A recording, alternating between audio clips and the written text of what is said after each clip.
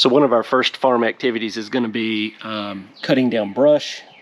And to keep the ticks off, I got some muck boots, and I'm going to stuff my pants legs down in the muck boots. And then I will tuck in my shirt into my pants.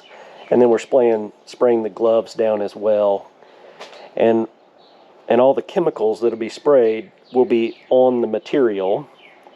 And even while I was spraying it, you can see that a little gnat got on it and another one got on it, and it didn't really bother them, but it really bothers ticks and chiggers. They hit it and it hits their neurological system, and they literally just start dying and falling off.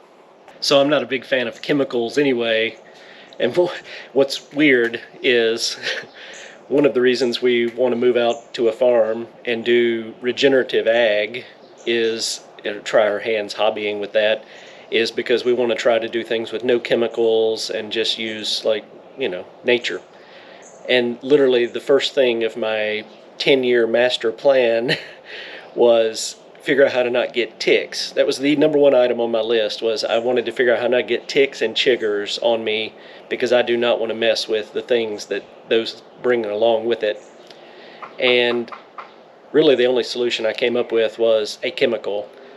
So you can spray on your skin, or they make different sprays that you can spray on the clothing that you're wearing, and that's the option I'm going with. But as I was spraying it, I was using bare hands, and I touched the clothes that I was spraying it on, and then I was like, well, that doesn't make sense. I probably should not have done that. And so this may be the last video I ever shoot. So I immediately went inside, washed my hands twice, really good, and hopefully got everything off that's going to kill me.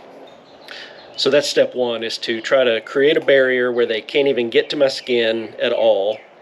So they would have to go through muck boots, through some pants, and a shirt that's all tucked in, and gloves. And they're just probably not going to make it through that before they die and fall off. But let's say a tick gets through and somehow gets on your body. The other thing you can do to prevent getting a disease from them is you can take a hot shower after you've been outside where ticks might be, and make sure you use soap, because in my research I found that soap, if you soap up, that actually makes them fall off.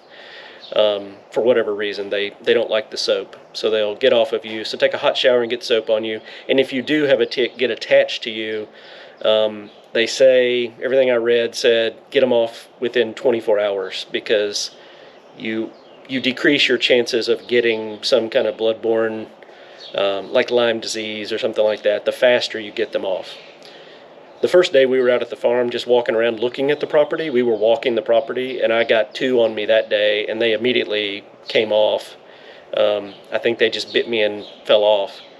And no big deal, they just itch like crazy. And I've had chiggers before, and I don't want to mess with chiggers. So this is my tick outfit. I've sprayed all this down with the stuff, including my boots. It worked great yesterday. I had no ticks on me. Did you have any ticks on you? No, but you didn't have me check you. I checked myself. Yeah. So no ticks yesterday. So when we bought the farm, they did not mow it, and we're in the early part of May. So the grass at places is up to chest deep. So I was walking through this, I mean, you can see it's way up above waist, and I didn't get a single tick on me. So I feel like it worked. Now, the final thing you can do for tick management is just on the property itself. You keep the grass cut low.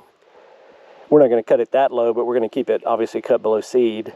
We're clearing brush. We don't want any brush. We're not going to be walking around out in the woods where there's a bunch of brush and ticks jumping on us, because that's what they're doing. They're just hanging out on these things, waiting to catch a ride.